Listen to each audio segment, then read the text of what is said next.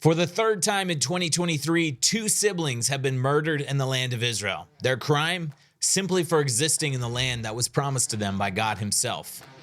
Let's make no mistake, people who gun down Jews in cold blood and then come closer to riddle their body with bullets just to make sure they're dead are the absolute scum of the earth. I'm Luke, and this is the Israel Guys.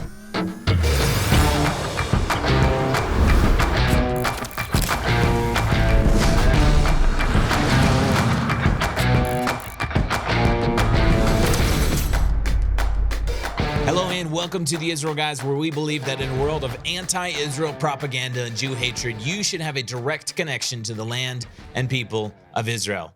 Guys, if you're watching on YouTube, please subscribe, hit all notifications, and let us know if you're a new watcher, a new viewer down in the comments section below. If you're watching on Rumble, Facebook, or you're listening on podcast platforms, please give us a follow or a subscribe, and go follow us over on social media at the Israel Guys. Have some difficult news, even though this is a joyous Passover festive season in the land of Israel. Our programming is a little bit sporadic due to the holidays here in Israel right now. The news is very tough because over the weekend, there were several horrific terrorist attacks. Of course, by now you've probably heard the news. The D family from Great Britain were traveling in the Jordan Valley this past Friday, and just before noon, one of their vehicles was open. There was shot at, causing it to crash, flip over, and then terrorists drove up to the car and murdered three of the ladies inside the car in cold blood. The D family from Great Britain made Aliyah in 2014. I believe they've been on mission back and forth, so they've been back and forth to the land of Israel, but they're from the town of Evitar, which is the Jewish community in Gush Etzion in Judea, just south of Jerusalem. And this past Friday, they were traveling north in multiple vehicles, and then they had a sister and in-laws and nieces and nephews that were all traveling to Tiberias near the Sea of Galilee to celebrate the Passover holidays. So the first vehicle had the husband and father, Rabbi Leo D. The second vehicle had the mother and several of the sisters in it, and the father was farther ahead on the road. This was in the Jordan Valley near the Hamra Junction. They were traveling north, and the father got a call from his sister that there had been a terrorist attack, asking if he was okay. And he said, "Yes, I'm okay, but let me check on my wife." He immediately calls his wife, no answer. Calls his daughter, no answer. Calls his other daughter, no answer. He turns around, drives back, and comes upon a horrific scene of a terrorist attack. His wife and two daughters were driving when a Kalashnikov AK-47 rifle opened fire on them, causing them to crash into the shoulder of the road, flip over, and then the terrorists drove up and they shoot more than 20 bullets, nearly 24 bullets into the car, point blank, cold blood, murdering Maya D., who was 21, and Rena D., who was 15. And their mother, Lucy D., 48, got shot by two bullets in her neck and her spine, and was taken to the hospital. And unfortunately, just yesterday, she passed away from her wounds. The bullet casings, like I said, found at the scene matched an AK-47 rifle. So far, the terrorists have not been caught, although the Palestinian Authority claims that they did find their vehicle. By the way, the anti-Israel media and mainstream media immediately began circulating false photos of the two sisters who were killed. And of course, we'll show you their real faces here on the screen so you can see who they were. But the media began circulating, and basically someone found out. They went to Google and they searched IDF girls, and two photos came up as the first results in the search photos. The media began circulating these two random photos of IDF soldiers, of two girls that were probably in their 20s, and saying that these were the victims of the terrorist attack. And why did they do this? Because they're absolutely false, didn't have anything to do with the real victims, the real sisters who were murdered. But the media did this because they wanted to show IDF soldiers, even though they were girls, right? They wanted to show this IDF soldiers so that they could have a lame excuse that this is the reason they were murdered, because they're fighters in the Israeli army, the Israeli military, right? Well, it's absolutely false, horrific, and just outrageous that the media would dare to. And it started from someone going to Google, typing in IDF girls, and then circulating that. And of course, thousands, if not more, people jumped on it and began circulating these random photos. Thankfully, The false propaganda was caught, but it does not undo the damage that was done. I want to read you something because tens of thousands of people attended the funeral for the two sisters, Maya and Rena, who were killed.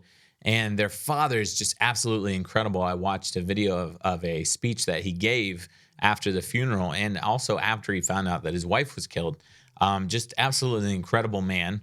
His strength and his determination to stand with the people of Israel and to call all of Israel to stand in unity were just inspiring. But I want to read something that he said in his eulogy about his girls. He said, quote, "Today the Jewish people have proven that we are one. When a family in a frat hurts, we all hurt.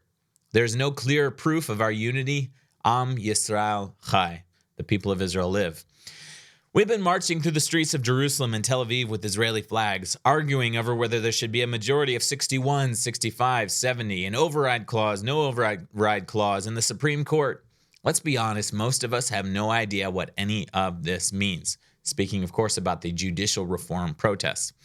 But in 3 weeks' time, Yom HaZikaron and Yom HaAtzmaut, which is the Israeli Memorial Day and Israeli Independence Day, we will once again be marching side by side, all of us carrying our Israeli flags, left wing next to the right wing, religious next to secular, uniting against the real threat, the threat of pure evil, the threat of a mad, ideologically driven terrorism funded by Iran, Hamas, Hezbollah with the Kalashnikov rifle, who doesn't care if you're from Efrat or from Tel Aviv, London, or Italy, who's prepared to destroy your children's lives in an instant, and then we will all march as one. I think why this is so important, and of course we'll get to it in a second, an Italian tourist was also murdered in Tel Aviv this same weekend. We'll get to that in a second. But why this is so important, because there have been hundreds of thousands of people protesting in Israel, mostly from the left wing. Now the right wing is so fed up that they're also marching and protesting in response. The judicial reform, the whole program was put on pause, and guess what? Tens of thousands are still protesting because they're not against judicial reform. They're against Israel's government. They're against the right-wing politicians. They're against so-called extreme members of Knesset like Itamar Ben-Gvir and Bezalel Smotrich.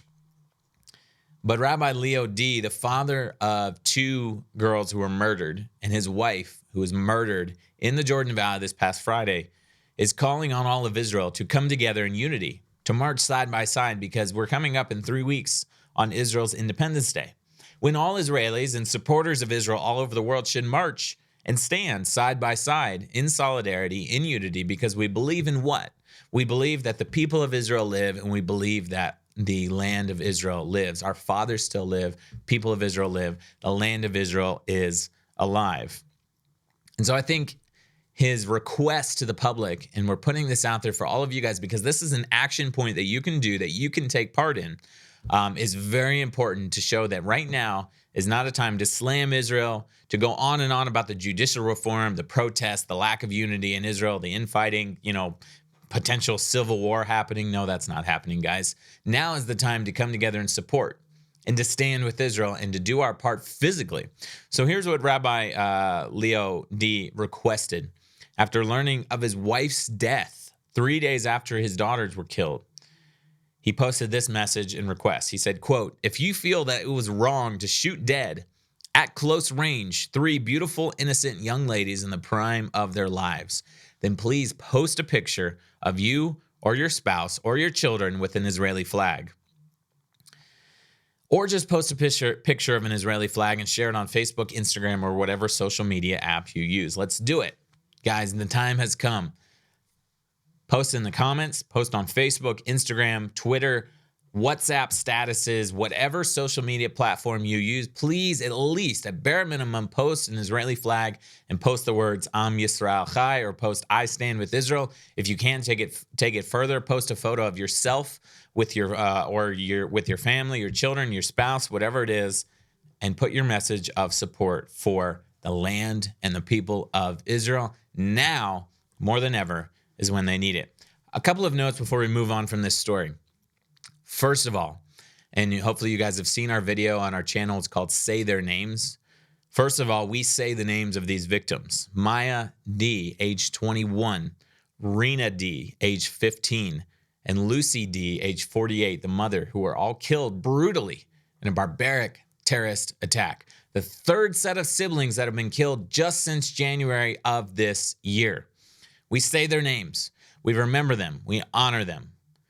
What do we not do? We do not honor. We do not respect. We do not even say the names of the despicable terrorists who carried out such barbaric attacks. I don't care what the media says.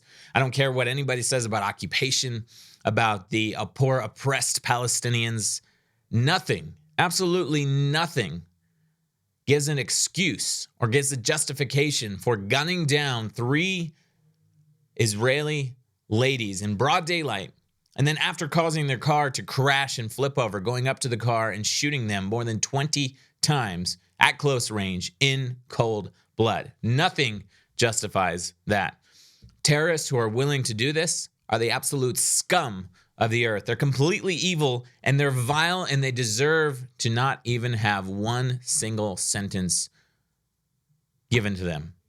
Thankfully, we know every single time these terrorists are caught and brought to justice, and they will be caught. Make no mistake about that. They will be brought to justice.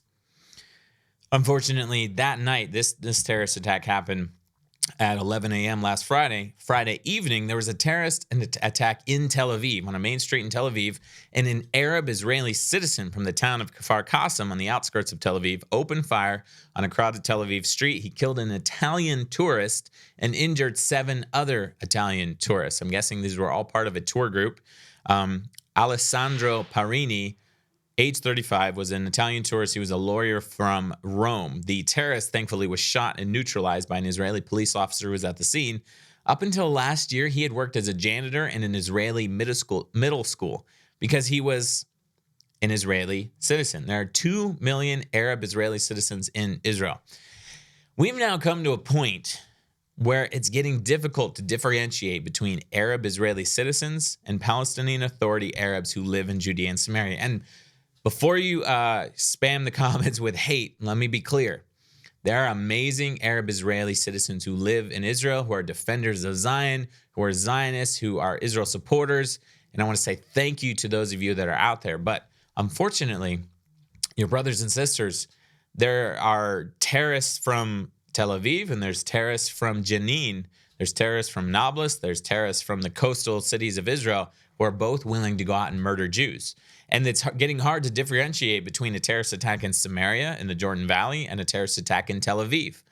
It's the reality, the sad reality that we're living in right now. As far as safety goes, people are canceling trips to Israel, canceling tours.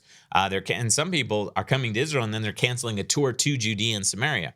As far as safety goes, there's not much difference between people that are visiting Israel's heartland and Tel Aviv. And I hate to say that, but it's the same. The decision now is whether or not you're going to visit Israel. There have been I think there might have been more, at least 2 terrorist attacks in Tel Aviv just since the beginning of 2023.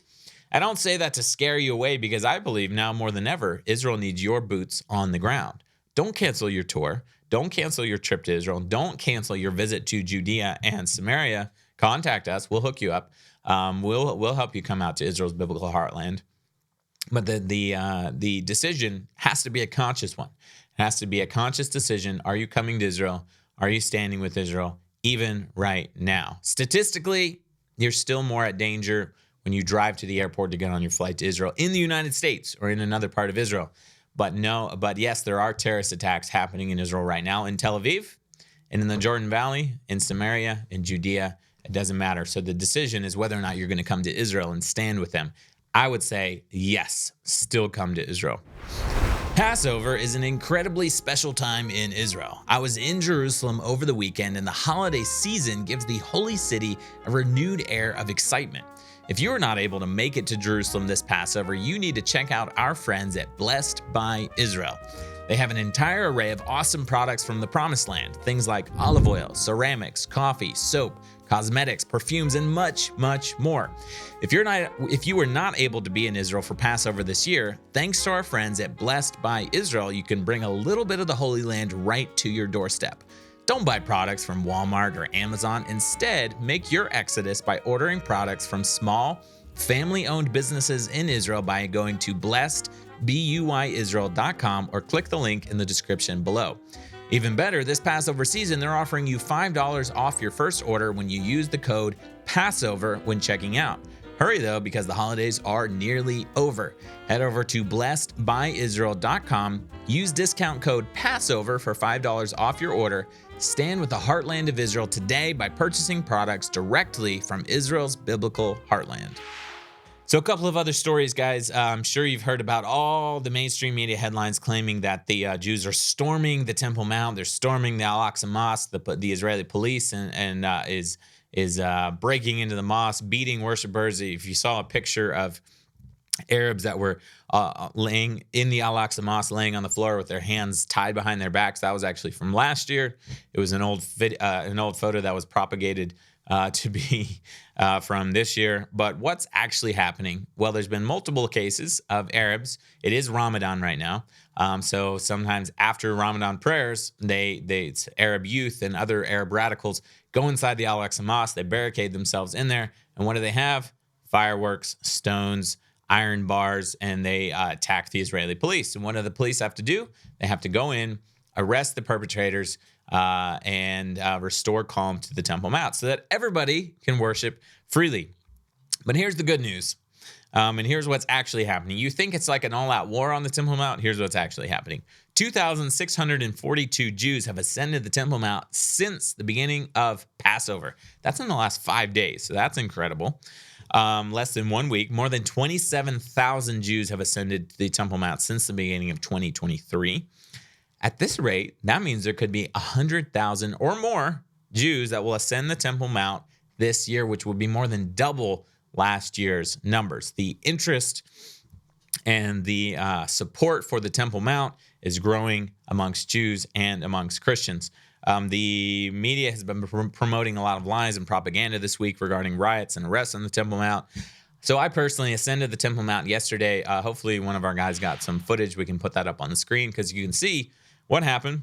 I ascended with my family. We walked around the mount for about 30 minutes, very peacefully, very quietly, praying, listening to the quiet prayers and the quiet songs of the Jewish group that I was a part of. Thankfully, the police allowed it to an extent. They told them when to stop, but they would say, okay, now you have 2 minutes to pray quietly. And that's it. That's exactly what happened. Hopefully you can see a little bit of footage to see how peaceful it was. And it was actually, even though there's some Arabs chanting Allahu Akbar and shouting, yelling at us, filming us, it was very peaceful and very quiet up there. Thankfully, Jews and Christians are awakening to the importance of the Temple Mount. I was actually very blessed to be part of the Temple Mount Jerusalem Convention this past Sunday, where I was one of the speakers. I think you can still access the live stream tmjc.org if you want to hear the Jews and Christian leaders coming together and advocating for the house of prayer, the Temple Mount, to be a house of prayer for all nations.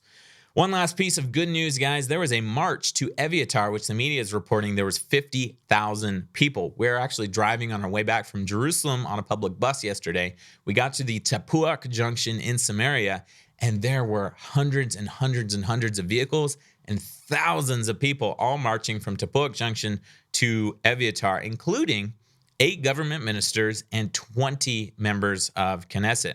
The march was to rally support from the government for the community of Evitar, demanding that the yeshiva be open there so that Jewish people can study and that more than 50 families can return to their homes. At the march, government ministers, leaders, members of Knesset, they signed the Evitar Charter, which reads, quote, "Today a large crowd gathered at the settlement of Evitar with a great demand of the Prime Minister of Israel to allow the return of the 53 families of Evitar as well as the yeshiva and all its staff to their homes in the settlement and the continued development of the settlement for the honor of the land of Israel. We call on the government of Israel to establish new settlements in Judea, Samaria, the Negev, and the Galilee to preserve the nation's lands for the people of Israel for generations to come." Encouraging people to attend the march, Samaria head Yossi Dagan said, quote, "In the face of the wave of terrorism, let us all raise our heads high with the Israeli flag to march." I don't know if it's true that there was 50,000 people, but there were tens of thousands. It was a massive, massive march. And it's encouraging because you hear about in the media 100,000 people protesting in Tel Aviv or in Jerusalem on the left-wing side against judicial reform, against the government. 50,000 people came together in Israel's heartland days after a terrorist attack that happened just a few miles away in support of the Jewish people's right to settle and be sovereign in their land, in their homeland, in the biblical heartland of Israel. Guys, in conclusion, I want to encourage you. Now's the time to stand with Israel. Now's not the time to back down. Coming to Israel is definitely a decision that should not be made lightly. At the same time, now is when Israel needs you here more than ever. So please consider putting your boots on the ground. And at the very least, as soon as you watch this video, please post a photo of an Israeli flag. If you can, post it with yourself in the photo in support of Israel, in support of the D family who lost their mother, their wife, their 2 sisters, 2 daughters this past week. Please do that. Post Am Yisrael Chai. We support the land and the people of Israel. Guys, let us know what you think down in the comments below. Please subscribe and make sure you hit that notification bell. As always, tune out the fake news and tune into what is actually happening here in the land of Israel. We'll be back every Monday through Friday with your direct connection to the land and people of Israel.